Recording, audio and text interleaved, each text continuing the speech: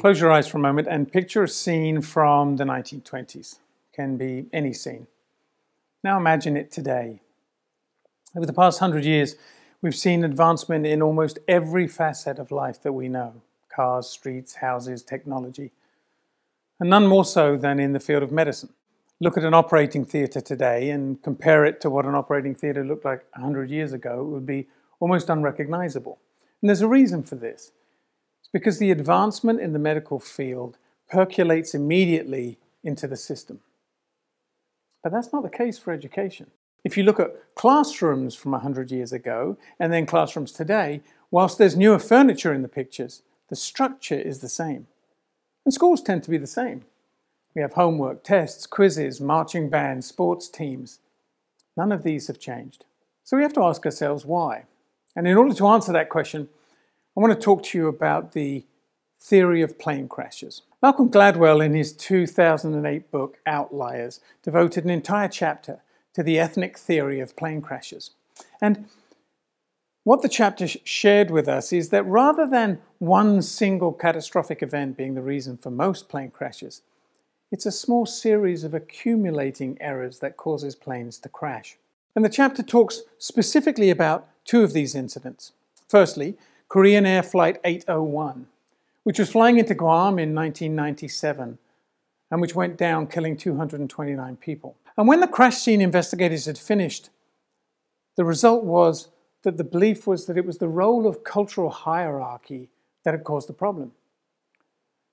Because in Korea, there's a significant social hierarchy, and it's inappropriate to speak to somebody who's in a social capacity that is greater than yours in a non-respectful way. And the captain flying the plane had 9,000 hours of flying, and his first officer did not. And so, as is traditional in Korea, rather than actually talk in alarming terms, the first officer merely gave hints to the captain, a captain who was exhausted and who didn't pick up on those hints. And in Avianca Flight 52, which was flying into JFK in 1990, 65 people died. This plane had been held in 3 holding patterns above New York for close to 2 hours when it failed to land 15 miles short of the runway because it ran out of fuel. Now, how can a language problem cause a plane to run out of fuel? Well, the plane was being crewed by a Colombian air crew. And the air traffic controllers in New York are notoriously rude. And so, when the Colombian crew attempted to communicate that they were running out of fuel, a phrase that was used 3 times, by the way, the air traffic controllers thought to themselves, we hear this all the time, if there's a problem, they'll use the word emergency. The word emergency was never used. How can such a communications failure actually take place? I would imagine I would be screaming and jumping up and down in the cockpit, screaming that there's an emergency if I thought the plane was going to go down. But the Colombian crew didn't. The difference? Social context. And when we look at social context for in education, and particularly in educational research, we see clear parallels. Educational research comes from the brightest minds in the world. It comes from our greatest institutions, and these institutions are significantly hierarchical. When you go to a great institution, you talk about whether you're a full professor or an associate professor. You talk about the quality of where your work's being published. You talk about where you are on the tenure process. You talk about where you got your degrees from. You live in a world that is academic, that uses theoretical language. And the more complex the language is, the better it is. There's a pride taken in complex, abstract, scientific theory. Now compare that to the life of a teacher, which is vastly different. Teachers live in a world of practical application, not abstract life. They find themselves at the sharp end of a pencil on a daily basis, and they're not used to the language that they're asked to accomplish. In 2017, just 3% of teachers in the United States had doctoral degrees. Circling back to the medical example, compare this to the fact that 100% of doctors by definition, have doctorate degrees. They're far more comfortable with complex language. Besides which, the practical teacher certainly doesn't want to admit to the fact that they don't understand what they're being asked to read. So we see that these cultures are in fact opposing. They're opposing hierarchically and linguistically. Teachers are no different than the Korean air pilots who are nervous about saying things about the language being used. And at the same time, don't want to admit that they don't even understand and can't communicate effectively, just the same as those who are sitting on Avianca Flight 52. And given this cultural divide, it's not surprising that a third of teachers describe their professional development as useful. 2/3, therefore, describe it as not practical, as not being meaningful for them. Why would they listen to a speaker when they really want to be getting their classrooms ready? Again, compare this to the roles of a doctor. Doctors spend 8 years studying and then a further 3 to 7 years in a residency, coupling that with practical application. And, quite rightly so, there's no cultural divide in the medical model in the same way that we see in the educational model. So we wanted to change this. So, time for research. The question we had to ask ourselves is, how do we take centuries of educational research and efficiently share it so that it's linguistically clear? Now, we know we have the expertise. We know what learning is. We know about the process of learning. We know about cognitive functioning, multiple intelligence theory, emotional intelligence, motivation. We know about all these things. The question is, how can we serve as a conduit from the abstract academic to the practical practitioner? So we embarked on a piece of research that had 2 steps to it. The first part was for us to find out what the teachers thought. And so we asked them a series of questions, and we surveyed more than 500 teachers across 6 different areas within Panama. And we asked them specifically about their self-efficacy and their self-permission. Let me explain those terms to you. Self-efficacy means a person's belief that they can actually accomplish a task.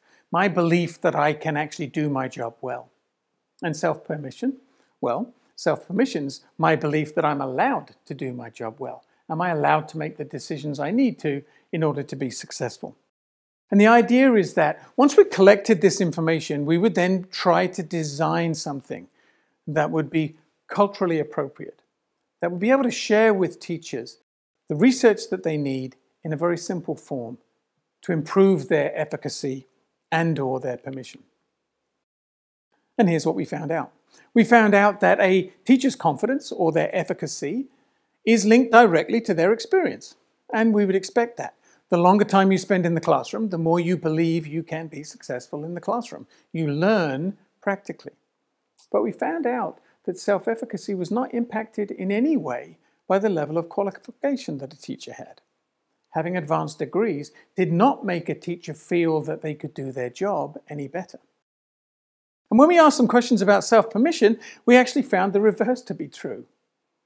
We found out that teachers who had high levels of self-permission had higher qualifications.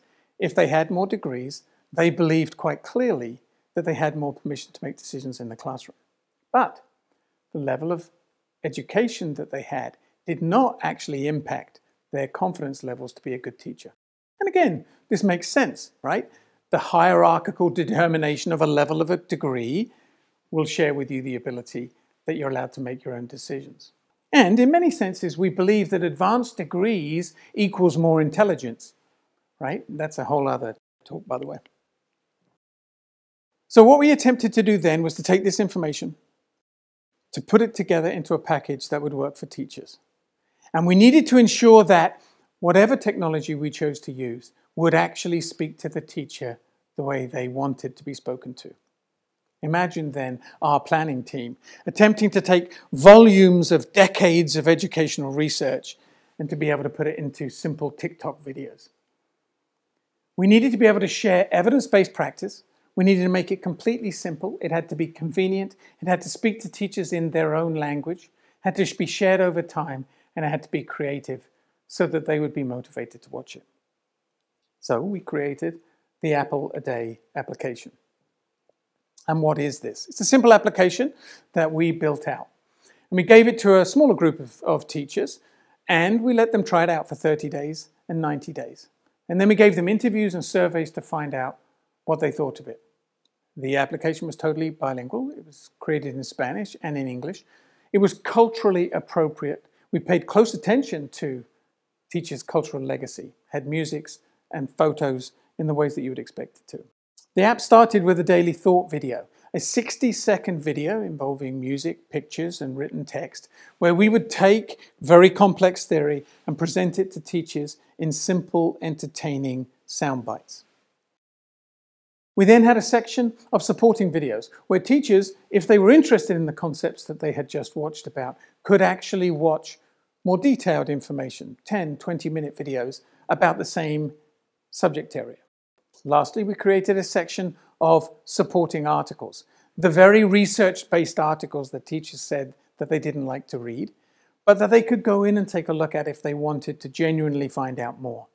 We were interested to see whether or not teachers, when invited to try, would actually take a look at those articles.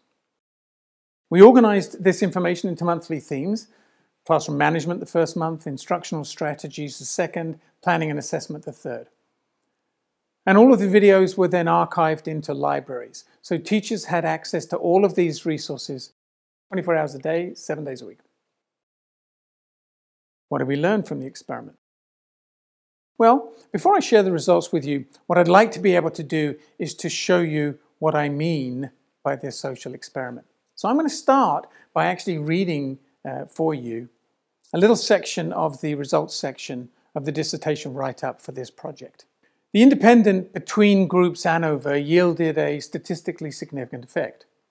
Thus, the null hypothesis of no differences between the means was rejected, and the 4.3% of variance of SES was accounted for the levels of experience. To evaluate the nature of the differences between the four means further, the statistically significant ANOVA was followed up with a Tukey's post hoc test. The difference between the never teaching experience group and the over 10 years teaching experience group was statistically significant. The difference between the under 5 years of teaching experience and the over 10 years of teaching experience was also statistically significant. A visual depiction of the means and the 95% confidence intervals is presented in figure 2. So that makes perfect sense if you're an academic. If you live in the world of quantitative research, you understood what I said. For the rest of us, we just got heartburn. So let me add a couple of visuals for you. Take a look at these two images. Here's a descriptive analysis table and a box plot chart. Does it help you? Not really. So now let's try it in an apple-a-day language. Our participants reported very, very clearly that they absolutely loved the 60-second daily thoughts. They watched them all the time. In fact, all participants watched all of them. Not always once a day. Sometimes they would go in at weekends or in the evenings and watch multiple. And sometimes they would watch them multiple times. But they found them 100% of the time to be useful. Not so the articles. In fact, at the end of 30 days, teachers were barely using the articles at all. They were boring, and I didn't read beyond the first page. And so we were seeing, in reality, exactly what we thought we might. When they were asked about the thought of the day video compared to the supporting videos and the supporting articles, there was a clear distinction in what teachers were excited to see and what they were not. And the term most often used was actually useful. 94% of teachers who were interviewed said that they believed that because of the videos they saw, there was a direct improvement in their instruction. 100% of them claimed that it actually increased their professional confidence in instruction. Their self-efficacy, the one thing we were trying to improve, had improved significantly. But not because they'd read research articles, because they'd watched our 60-second simple video. 87% of those who watched said it should be shared more broadly with other teachers. And when we entered into this, we had no idea that COVID was coming. And so we decided to test our theories further because, as you will know, in many parts of the world, countries shut down significantly and schools had to immediately move to online learning. And teachers are not experienced in online learning and don't necessarily understand the complexity of it. So we created 2 more months. We created 2 months of virtual learning, of online learning, and we shared it with teachers across pilots in Panama and the United States. And what did we see? We saw exactly the same usage. We saw that regardless of where it was being watched or how it was being seen, the 60-second sound bites were of much more use than the academic research that took much longer to understand. And there were significant cultural implications. We realized that this could work on a cell phone in remote locations, that it could be used for teachers who have very little formal training, that it could be used beyond education. Imagine that you are bringing on board a new employee into your company and you want to share the culture of a company. Imagine that being shared one video at a time, 60 seconds at a time, over a period of a month or more. We know as a result that, provided we're aware of the concept of cultural legacy, and as long as we know our plane crash theory, we really can make a difference 60 seconds at a time. Thank you.